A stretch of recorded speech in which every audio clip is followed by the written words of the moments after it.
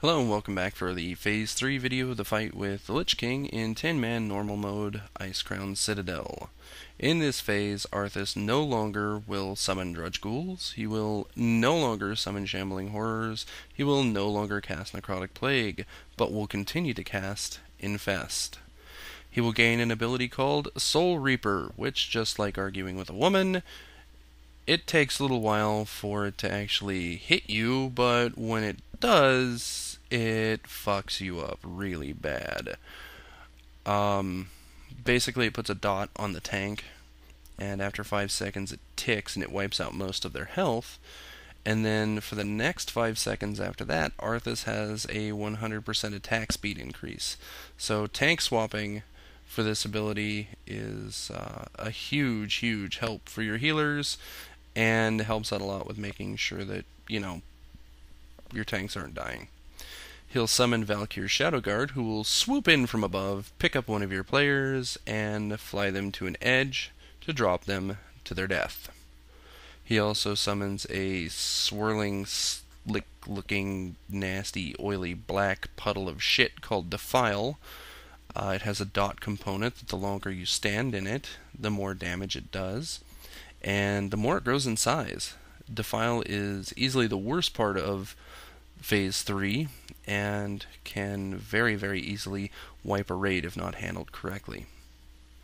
For positioning, haul Arthas and any raging spirits left over from Phase 2 across the room.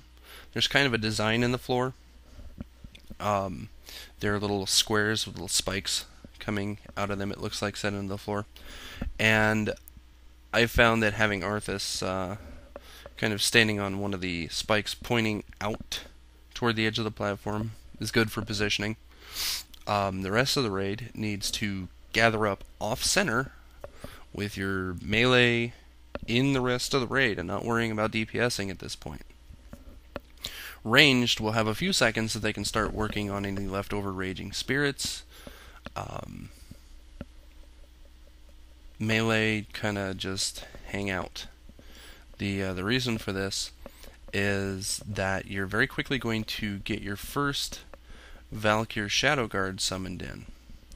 And because these will always take the shortest path to the edge to drop one of the players over and to their death, it's kind of a critical thing that you understand how to handle the Valkyr. So positioning plays an incredibly important part of this phase, and the faster you can get that down, the faster that you're going to manage to get through this phase and on to Phase 4. So, speaking of the Valkyr, if you were to break up the platform into 4 kind of quadrants, understanding that if you're standing a little bit more to the northeast, it's going to take one of the paths to the northeast, whichever one from the specific person it picks up to the edge happens to be closest. Same can be said of the southeast, southwest, or northwest. By positioning yourself accordingly, wherever you want the Valkyr flying toward, you can control this portion of the fight. You can make this a lot easier on yourself because the Valkyr is stunnable and slowable, but not rootable. So you can buy yourself some time, and as long as everybody understands the direction that the Valkyr is going to be going in, it lets you maximize the DPS on the Valkyr. I suggest using a targeting macro /target VALKYR. Actually, it's VAL''KYR, sorry. And the second you actually see the Valkyr spawn in, hit that macro, target it, and go friggin' crazy. You've got to learn to deal with the Valkyr quickly. From the time that the first Valkyr spawns, only moments later you're going to have your first Defile. So you will want to very quickly have the raid spread out, especially the healers. Key points for this. You have to have your melee chasing down the Valkyr, beating on it, because all DPS should be on the Valkyr. Your healers need to make sure that they are in range of everyone else. Your DPS needs to make sure that they're in range of the Valkyr and in range of the healers. This is a pretty important part of the transition, and the first few moments of starting Phase 3 are very critical. It's very easy to lose control of this phase right off the bat. So, everyone needs to spread out, and then someone is going to get targeted for the Defile. By the time the DBM warning kicks up, you're only going to have a second to a second and a half left before the Defile actually drops, so it's good that you're already moving away from the rest of the group. You can simply keep on trucking. I mean, just keep fucking running, because when the Defile falls off of you, you don't want to be standing still. You already want to be moving to carry you out of it as quickly as possible. There's debate on whether or not jumping helps. I don't know. Try it for yourself. See what you think. But it's ultimately important that you are able to control the Defiles in here. Odds are good you're frequently going to be down by a couple of DPS for the Valkyr, because there's more DPS than there are healers, so odds are good one of them is going to be the one picked up and carried away. Also, you will have a greater chance for a DPS to be targeted for Defile. So again, this is an opportunity to lose control of the fight early on. Deal with the Defile quickly, get back to what you're supposed to be doing. Everyone else just keep hammering the Valkyr. Once the Valkyr is dealt with, once the Defile is dropped, you group back up. Your melee can go back on Arthas as normal. Pay very close attention to how you're positioning your raid at this point, because you do not want the Valkyr to fly toward the Defile.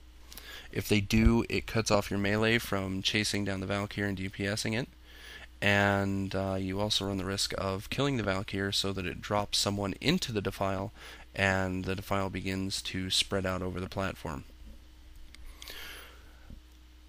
Now, these are on separate timers, and there will be occasions when you're going to have two Defiles come before a Valkyr.